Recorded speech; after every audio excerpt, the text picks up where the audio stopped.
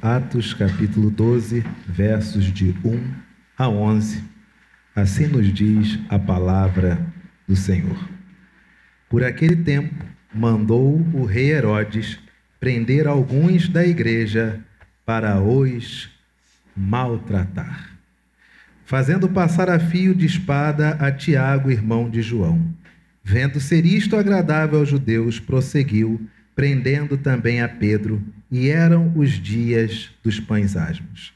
Tendo-o feito prender, lançou-o no cárcere, entregando-o a 4 escoltas de 4 soldados cada uma, para o guardarem, tencionando apresentá-lo ao povo depois da Páscoa.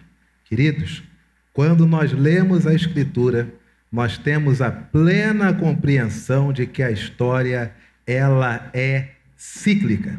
Esta semana, conversando com a classe de novos membros, que daqui a pouco já serão classe de velhos membros, falando um pouco sobre a questão de como a história ela é cíclica e, ao mesmo tempo, acerca do livro do Apocalipse, onde uma das chaves de leitura do Apocalipse, nós devemos fugir da tentação de querer ler o livro e querer cravar uma data para os acontecimentos, mas uma das chaves de leitura é partir do pressuposto que cada geração enfrenta o seu Apocalipse. Por exemplo, vale lembrar algo ocorrido há menos de 100 anos. Quando se fala de um homem que persegue o povo judeu, que põe o povo judeu no cárcere, povo do Senhor, e os mata, nós estamos falando dos últimos dias? Sim ou não? Mas aí veio 1946. A guerra acabou em 45. Os nazistas perderam. Os judeus sobreviveram. Mas um judeu convertido ao Evangelho, que estivesse naquela câmara de gás, ou que estivesse fugindo dos nazistas, qual a conclusão que ele chegaria, ou que eles chegaram na década de 40 do século passado? Eles estavam vivendo o quê? O Apocalipse. João, na ilha de Patmos, o que ele acha que ele está vivendo? Seu próprio Apocalipse. De tal modo que a história ela se repete porque o ser humano, por mais que ele aprenda com seus erros, ele não vive o suficiente para colocar em prática o que aprendeu e mudar a sua trajetória. Nós chegamos até no máximo, a média é entre 70 e 80 anos.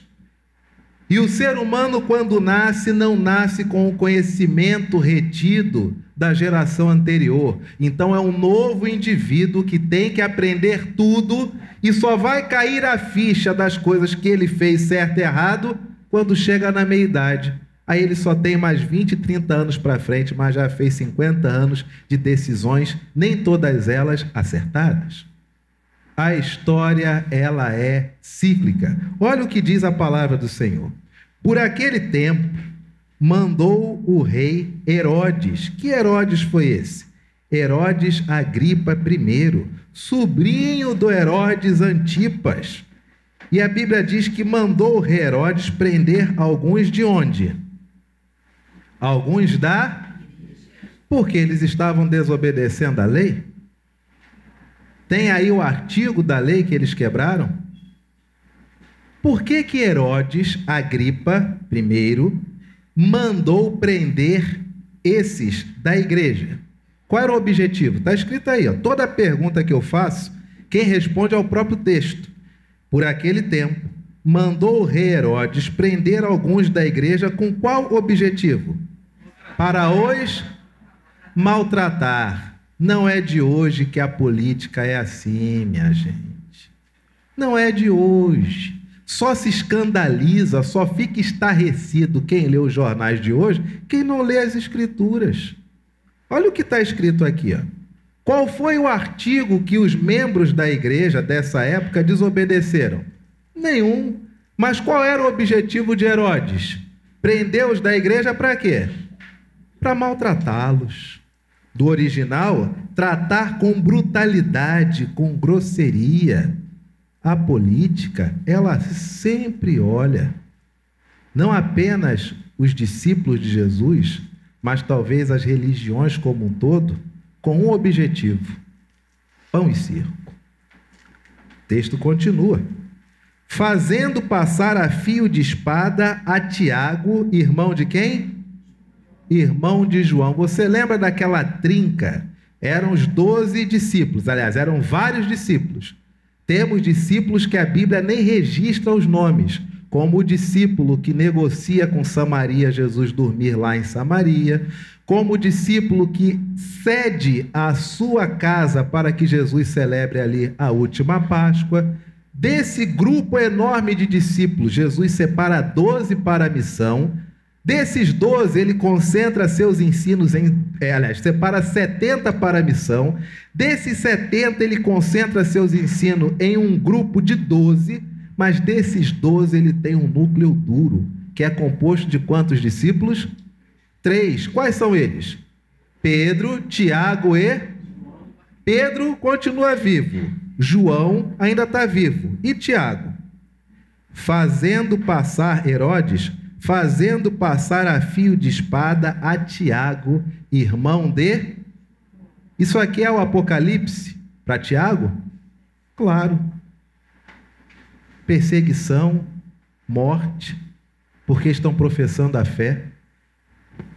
E aquela trindade dos discípulos, ela acaba. Pedro, Tiago e João. Eu era criança, eu cantava Pedro, Tiago e João no barquinho, no mar da Galileia. Mas agora você tem Tiago sendo morto a fio de espada. Vendo isto ser o quê? Vendo isto ser o quê? Agradável a quem?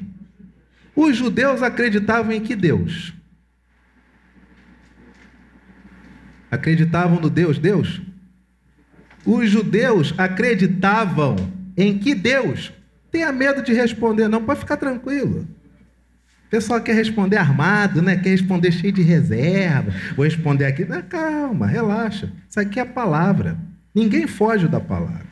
É ela que nos nivela. É ela que nos trata como discípulos. E as nossas respostas determinam se nós somos discípulos de Jesus ou se nós somos discípulos do nosso próprio intelecto.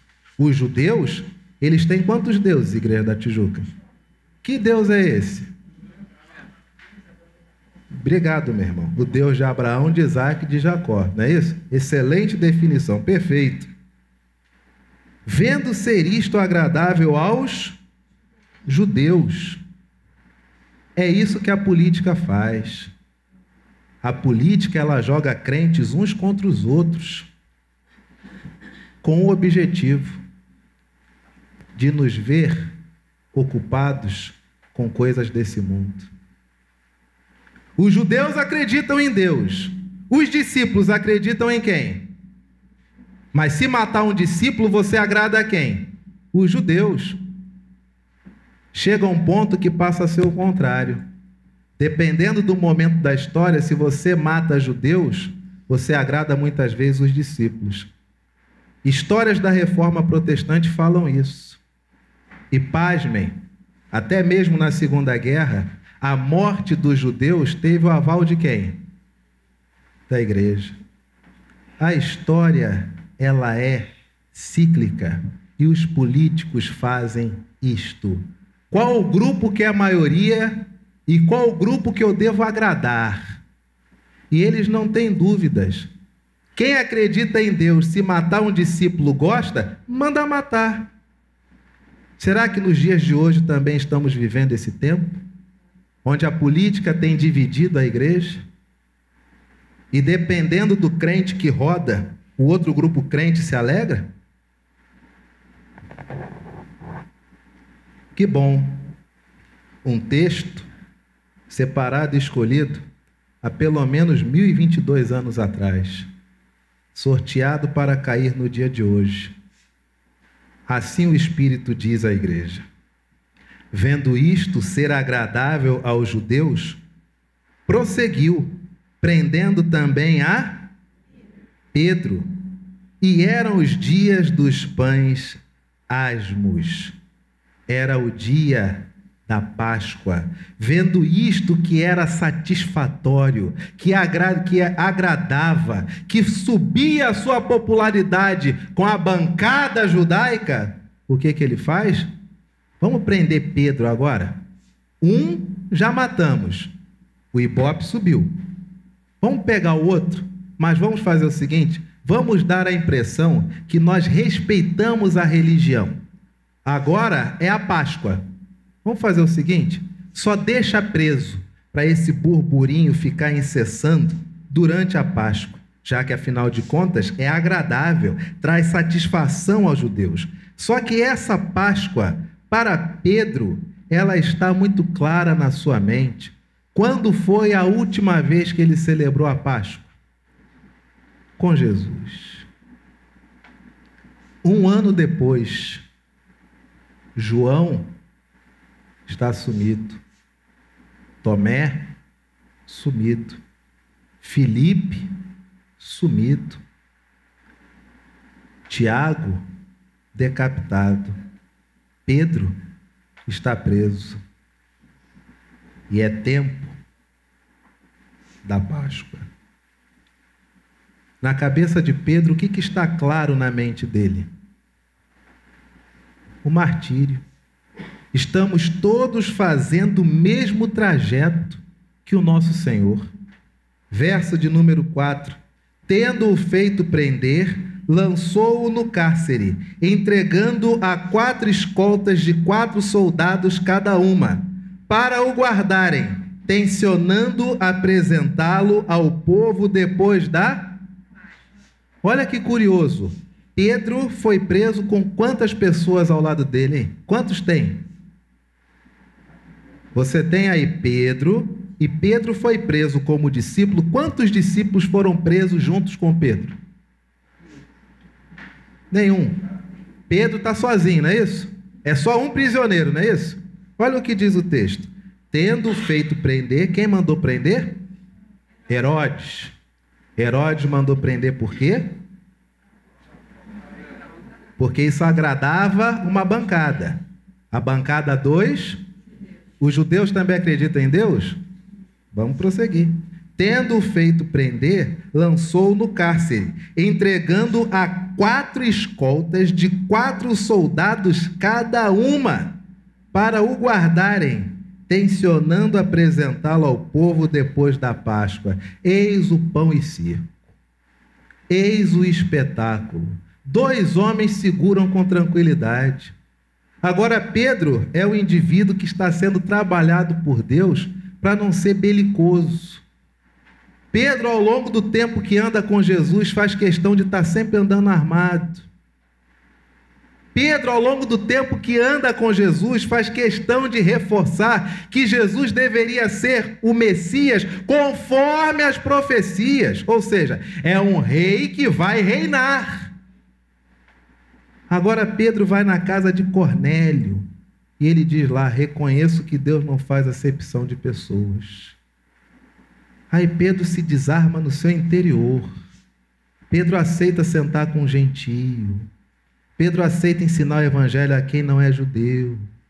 Agora nesse texto, Pedro é retido e é levado e é preso e fica ali sendo vigiado por 4 escoltas com 4 homens cada uma.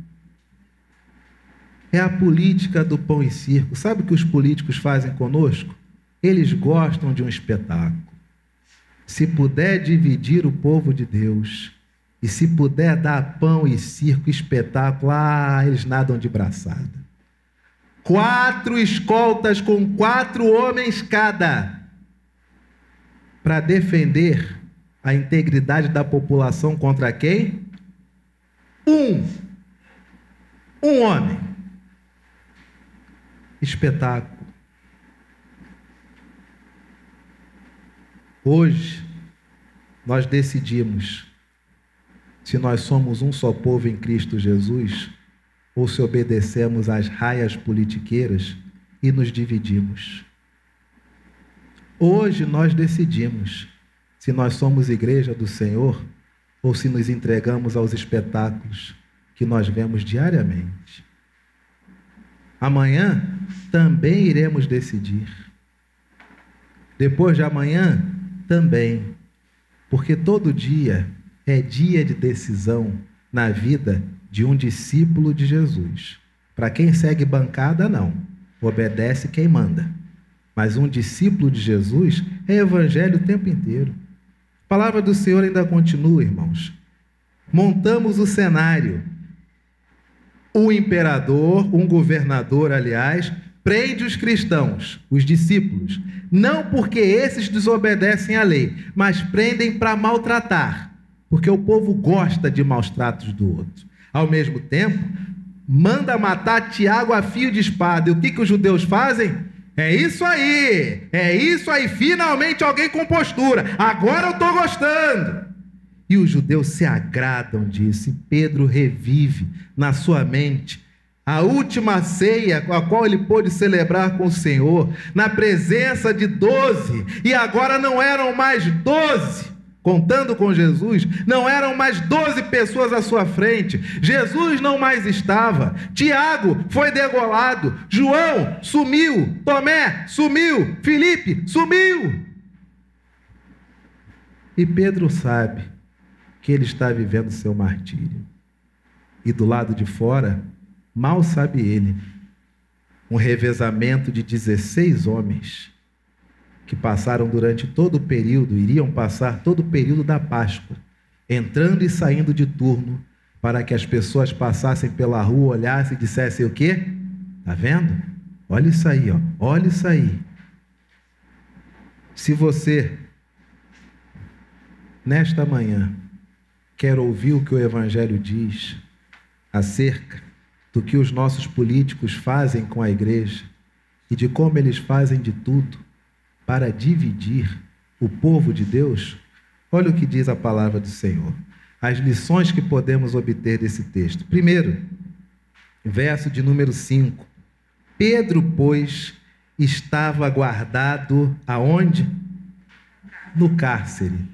Mas, todavia, contudo, entretanto, havia oração incessante a Deus por parte da igreja a favor dele. Oração incessante, oração ardente. A igreja não se preocupava com hype, a igreja não se preocupava em formar bancada, a igreja não fazia nós contra eles. Sabe o que a igreja fazia? Oração.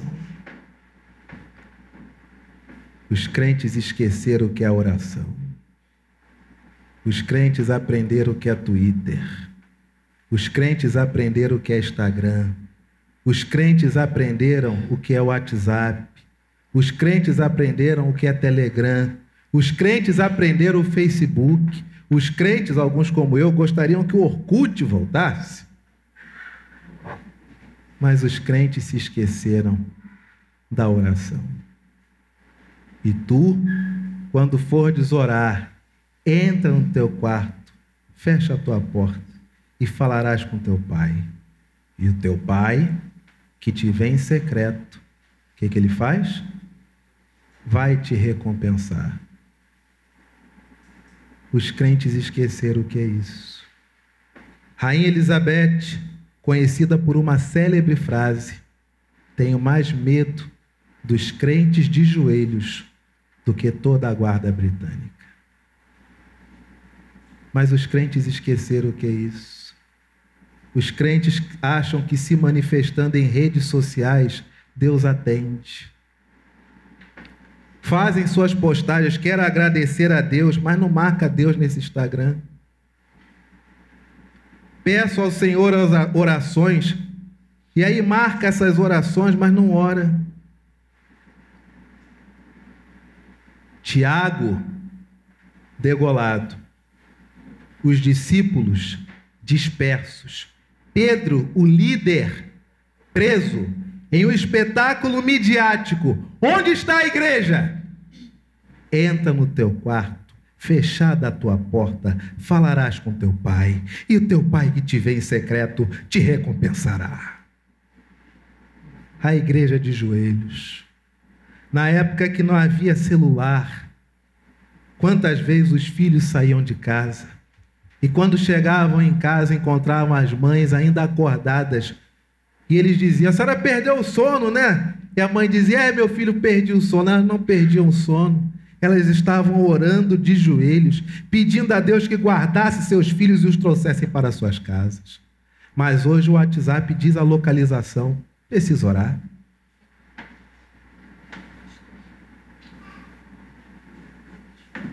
Quando o muro de Berlim caiu, algo importantíssimo para a história da humanidade e para os rumos, especialmente, da Alemanha. Quando o muro de Berlim caiu, o lado oriental e o lado ocidental em plena celebração.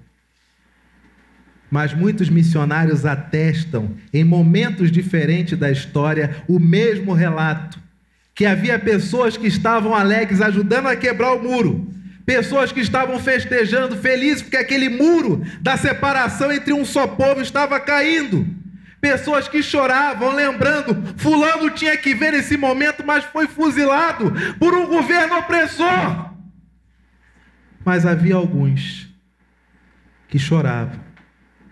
E quando perguntados, eles diziam: meu choro é porque não tardará o dia que os alemães orientais esquecerão quem é Deus.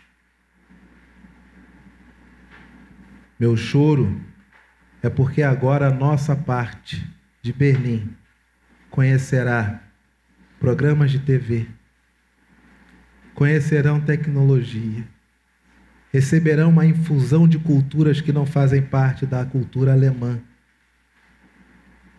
E o nosso lado perderá a fé.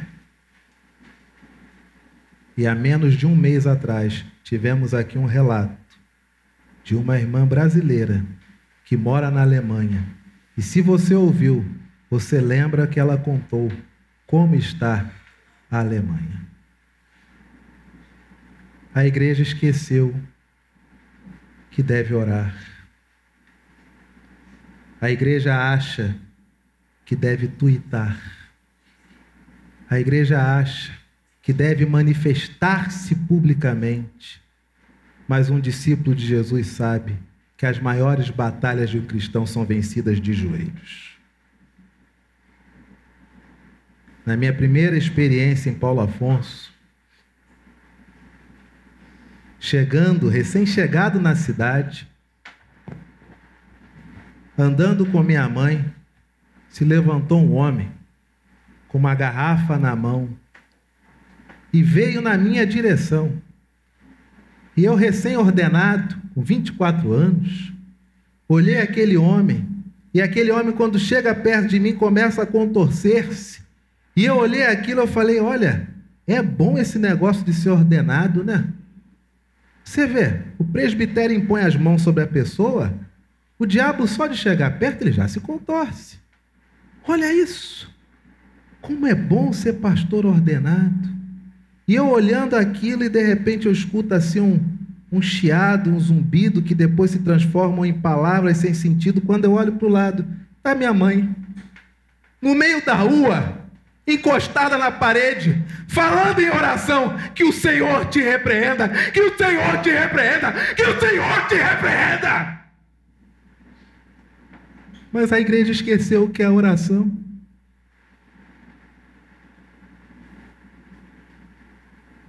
A igreja quer assinar manifestos.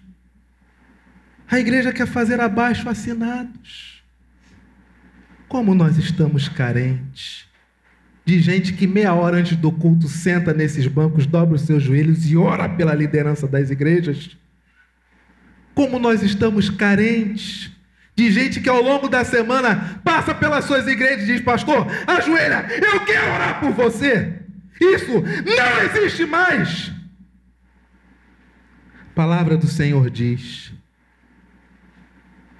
Pedro, pois, estava guardado no cárcere, mas havia oração incessante a Deus por parte da igreja a favor dele. Quando Herodes estava para apresentá-lo, naquela mesma noite, olha isso, é isso que eles gostam, de palco, de multidão.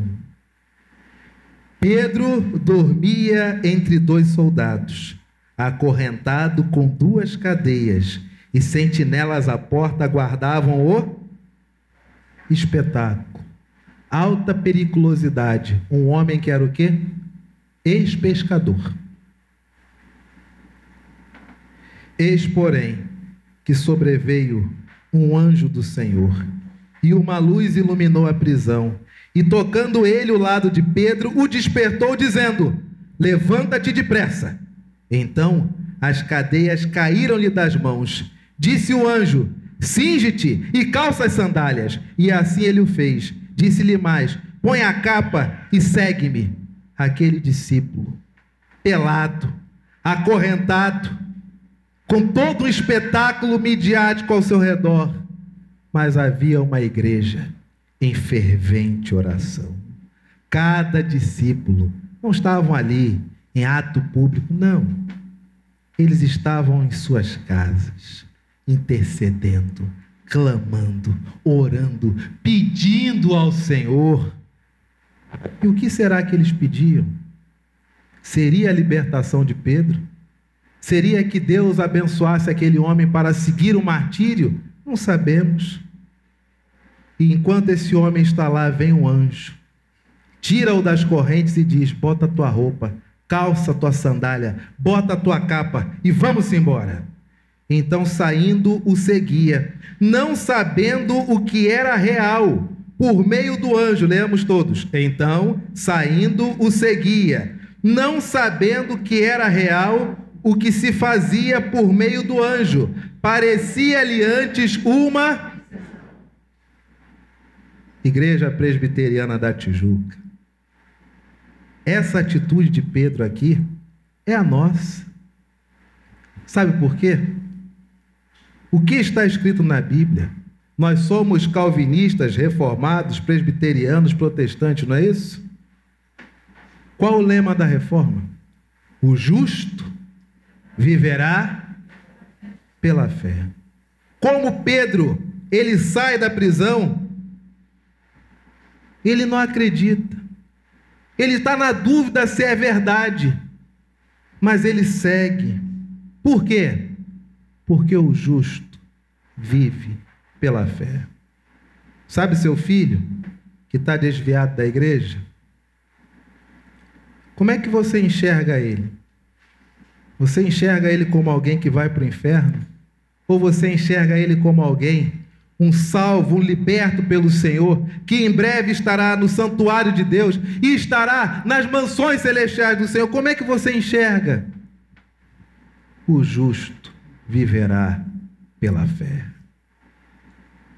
Nesse ponto, os que sofrem de esquizofrenia, aqueles que infelizmente têm um transtorno mental tão terrível, que faz com que ele veja algo que não existe, nesse ponto, os esquizofrênicos dão um baile em muitos cristãos, porque o indivíduo pode estar aqui em pé, ele pode estar olhando para o lado, está vendo um leão, e aí ele tem que virar para alguém de confiança e perguntar: você está vendo o que eu estou vendo? Tem algum animal aqui? E a pessoa diz: não. Ele deve acreditar e deve seguir o seu caminho, mesmo tudo lhe dizendo que ali tem um leão. O justo viverá pela fé. Igreja Presbiteriana da Tijuca, o justo vive pela fé. Eu creio que seu filho voltará ao santuário do Senhor. Eu creio que essa doença que você tem aí, ela vai ser debelada. Eu creio nisso. Eu creio que se tudo nos acontecer de pior, eu creio que o martírio, o sangue dos mártires, é o que rega a terra para o nascimento de mais igrejas. Sempre foi assim. Quem há de mudar isso? O justo, ele vive pela fé. Nossas famílias permanecerão unidas pela fé. Nossa igreja permanecerá pregando o Evangelho Pela fé. Nossos filhos crescerão pela fé. Nosso país só conhecerá o Senhor Jesus se os crentes viverem pela fé. Porque o justo, ele vive pela fé. Esqueça as brigas, meu irmão. Esqueça os palavrões. Batalhas não são decididas assim.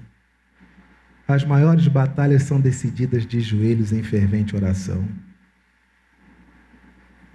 E ainda que não apareça, ainda que tudo diga o contrário, o justo, ele vive pela fé. A palavra do Senhor ainda diz: depois de terem passado, verso de número 10, todos, depois de terem passado a primeira e a segunda sentinela, chegaram ao portão de ferro que dava para a cidade, o qual se lhes abriu. É o primeiro portão automático da história, está esse aqui, ó. Chegaram ao portão de ferro que dava para a cidade, o qual se lhes abriu automaticamente. E saindo, enveredaram para uma rua. E logo adiante, o que faz o anjo? O anjo diz: agora tu vai para lá que eu vou para cá. Um forte abraço. Então Pedro, caindo em si, disse: agora sei verdadeiramente que o Senhor enviou o seu anjo e me livrou da mão de Herodes e de toda a expectativa do povo judaico. Que bonita essa declaração de Pedro, gente. Imagine se é hoje um discípulo de Jesus. Quer dizer, se fosse discípulo, teria a mesma reação de Pedro. Mas imagina se é hoje um crente que é preso injustamente, o que ele falaria? Na sua primeira comitiva pós-libertação, todos aqueles que o prenderam, o que deve acontecer? Mas Pedro não. Foi Deus que me livrou de Herodes. Foi Deus que me livrou da expectativa do povo judeu. Mas em nenhum momento xinga, escarnece, humilha. Eis aqui a prova, que não tem nada disso. Pedro está tão embevecido com o que lhe aconteceu, que a palavra do Senhor diz que só depois que ele está só, é que ele crê em tudo o que aconteceu antes. Ele vendo o anjo não acredita ainda. Ele vendo o portão de ferro pela primeira vez, um portão de ferro se tornar automático e se abrir, ele não acredita ainda. Mas quando ele está sozinho, ele acredita. Por quê? O que diz a palavra do Senhor aí? Tem um termo que ele é decisivo para nós compreendermos. Verso de número 11, leiamos. Então, vírgula, Pedro, vírgula. O que acontece com ele? Caindo em classe de novos membros. O que nós falamos nessa quarta-feira na nossa classe? Vocês se lembram? Que hoje, em muitas partes do Brasil e principalmente do mundo, nosso povo está vivendo uma grande batalha. E ao final dessa grande batalha, que a ONU diz que é em 2030, eu digo para você, eu não estou me guiando pela agenda brasileira não, tá, gente? Você pode estar me ouvindo aqui, a pastor está mandando indireta. Eu não sou homem de indireta. O que eu tenho que fazer, eu faço em uma urna, porque é lá que eu resolvo. Mas há uma agenda mundial. Japão, que já tinha as maiores taxas de suicídio, agora se torna uma nação com pouquíssimas pessoas com vontade laborativa. E você olha para o nosso país, quando você vê manifestações nas ruas, o que as pessoas pedem hoje? Saúde, educação, segurança, e agora acrescentaram outro item, lazer. Está faltando um, que antigamente era o primeiro. Lembra qual que era? Emprego, trabalho. Essa agenda não é para o Brasil. E você quer a real? Quer a real? É uma agenda global. E eu digo para você nessa manhã, me diga um país que, se você hoje decidir abandonar tudo aqui no Brasil e você for para esse país, você vai educar seus filhos com toda a paz, com toda a tranquilidade, e eles crescerão cercados dos valores que você carrega dentro de você. Me diz um. É uma agenda global. Diz a ONU que é uma agenda 2030. Em alguns fóruns, como o Fórum de Davos, eles já dizem que essa agenda pode se estender até 2044. É uma agenda mundial. E falamos na nossa classe de novos membros. As pessoas brigam, as pessoas se chocam. Um lado ganha, o outro lado perde. No dia seguinte, o lado que ganhou percebe que talvez teve traições de pessoas que diziam comungar dos mesmos ideais. O lado que perdeu fica desorientado, sentindo-se humilhado. O discípulo de Jesus, o que é que ele faz? Ele é aquele que leva as bem-aventuranças a qualquer que sejam os lados. Bem-aventurado é o manso. Bem-aventurado é o humilde de espírito. Bem-aventurados sois quando vos perseguirem. As bem-aventuranças. Por quê? Porque o mundo inteiro carece do Evangelho. A palavra do Senhor diz que Pedro caiu em si. E eu digo a você, até 2030, muitos crentes ainda cairão em si. Sabe por quê? Se você reparar bem, e aí fizemos uma leve digressão dessa na última reunião do conselho, demos apenas uma pincelada, quantas pessoas fizeram uma viagem durante esse período da pandemia que elas não voltaram até agora? Quantos lares foram desfeitos? Quantas famílias se dividiram? Quantos negócios foram encerrados?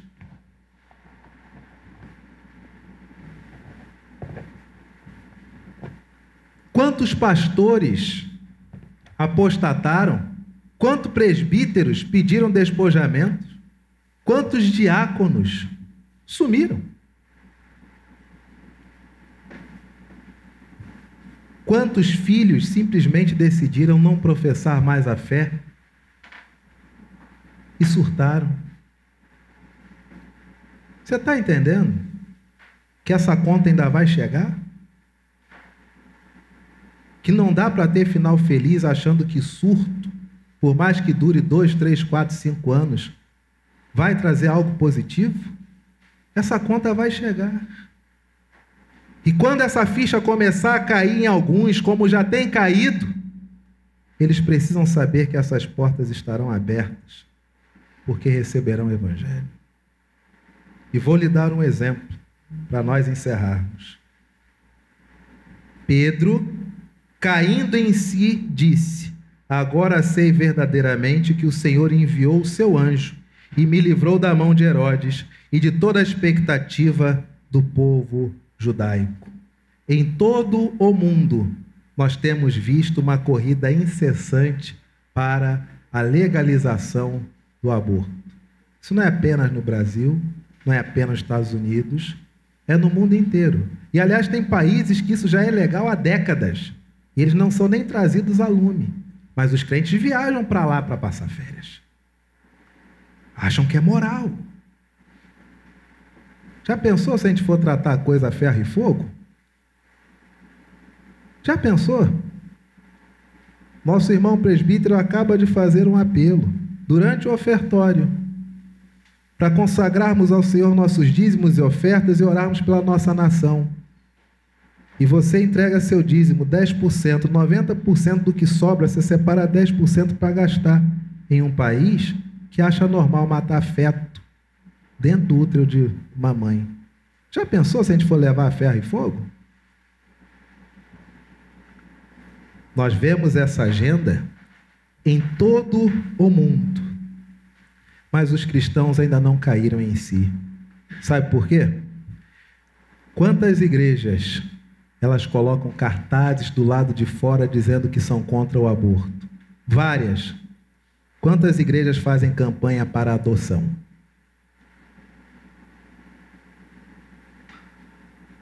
Está na hora da gente começar a cair em si um pouquinho, né? Antigamente se dizia: adotar é muito caro. Eu sei que é caro, eu adotei. Na época era caríssimo. Hoje, todos os documentos, as certidões você tira de graça. E pasmem, em sendo um serviço público, sabe quanto tempo demora? Menos de 5 dias. E pasmem, eles mandam tudo, sabe por onde? Por e-mail. E se você mandar um e-mail para o cartório, por incrível que pareça, eles respondem no mesmo dia. Os crentes dizem: somos contra o aborto, mas não fazem filas para visitar os abrigos. Não fazem filas para adotar crianças. Ainda não caíram em si. Os crentes são contra as drogas, não é verdade? Mas aí você olha para os nossos diáconos, olha para os nossos presbíteros. Durante anos, todo mês, todo primeiro sábado, nós saíamos para visitar o Mocríver, que é uma instituição que lida com homens que estão lutando contra a drogadição, contra a dependência química. Sabe quantos carros saíam de uma igreja que na época tinha quase 500 membros? No máximo 2.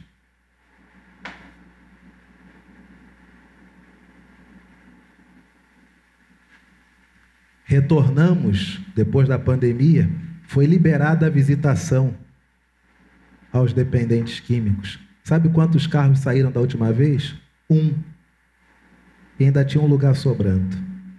Talvez você vai dizer, claro, natural, pastor, esse sábado eu não pude. Claro, vai ter sábado que eu também não vou poder.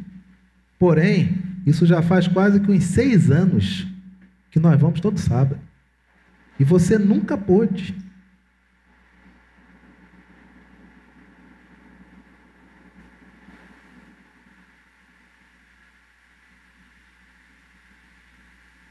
Quando que a igreja vai cair em si? Chega para uma criança que está no abrigo e diz para ela: eu fiz de tudo para você não ser abortada. Ela vai dizer: obrigado, tio, eu posso ir para sua casa?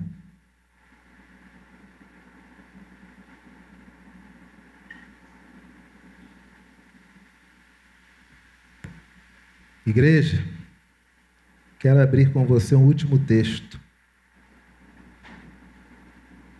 Abra sua Bíblia. Mateus capítulo 25, versos de 31 a 46. Pedro caiu em si, do original, ginomai, que significa voltou a si, saiu do surto, entrou em si, nasceu de novo. A igreja precisa cair em si. Os irmãos creem que a Bíblia é a palavra de Deus? Os irmãos creem que Jesus é Deus? Os irmãos acham que Jesus erra? Mateus 25, a partir do verso 31. Quando vier o Filho do Homem na sua majestade, e todos os anjos com ele, então se assentará no trono da sua glória, e todas as nações serão reunidas à sua presença, e ele separará uns dos outros, como o pastor separa dos cabritos as ovelhas, e porá as ovelhas à sua direita, mas os cabritos à esquerda. Então dirá o rei aos que estiverem à sua direita: vinde, benditos de meu Pai, entrai na posse do reino que vos está preparado desde a fundação do mundo. Por quê? Por quê? É Jesus que responde a uma pergunta que ainda nem foi feita por parte daqueles que foram salvos. Sabe o que Jesus respondeu?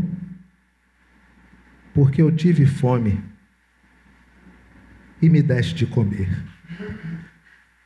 Porque eu tive sede e me deste de beber.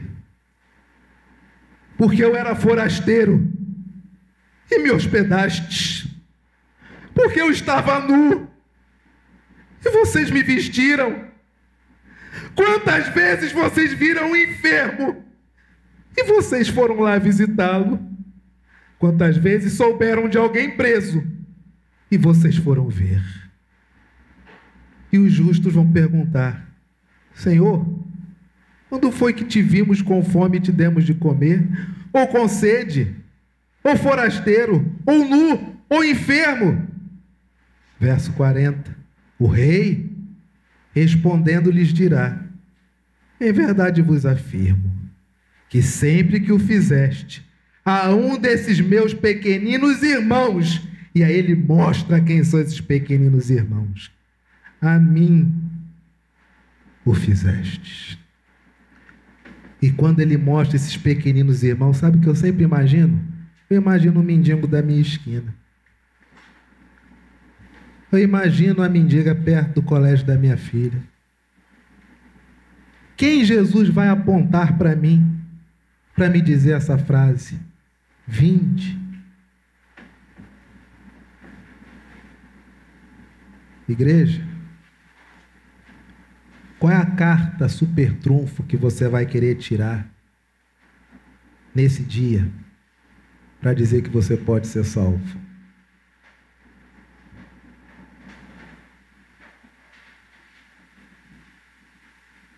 Esqueçam as brigas. Você quer fazer algo correto? A palavra do Senhor ensina. Isso não é uma questão só no Brasil. Isso é em todo o mundo. Devemos olhar para a nossa nação, mas não devemos deixar de olhar uns para os outros como aquilo que nós somos. Nós somos irmãos. Nós somos discípulos de Jesus. Esta mesa é somente para pecadores. E chegará uma hora que as pessoas cairão em si. E ao cair em si, elas precisarão da igreja. Você é contra essa agenda globalista? Eu também sou. Então adote uma criança. É menos uma pessoa que vai ser mal orientada. Você é contra essa agenda globalista? Eu também sou. Escolha uma instituição que lida com drogadiços e pregue a palavra para ele. Irmãos, nós éramos para ter todo sábado aqui um ônibus para levar os crentes para visitar os dependentes químicos que só querem receber evangelho. Mas chega um carro com 3, 4 pessoas. E sabe o que é mais interessante? Que eles nos recebem com tanto amor, com tanto carinho. Eles ficam naquela expectativa de se podem nos abraçar, porque eles não conhecem, não sabem quem nós somos. E quando você estende a mão e dá um abraço, o que você recebe ali é um abraço de alguém que diz: não se esqueça de orar por mim. Saia do Twitter, igreja. Sai do Instagram, igreja. Sai do YouTube, igreja.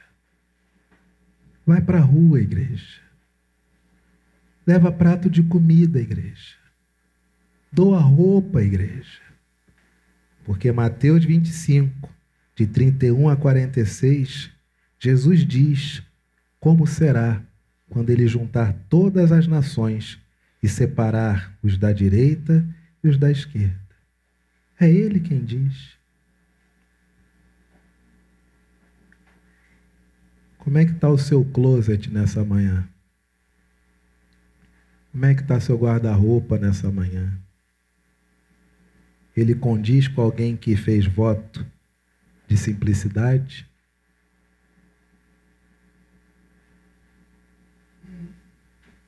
a igreja precisa cair em si. A igreja precisa relembrar que as batalhas se ganham com oração incessante, com oração fervente. Precisa relembrar que o justo vive pela fé. A igreja precisa relembrar que a nossa luta não é contra carne nem sangue.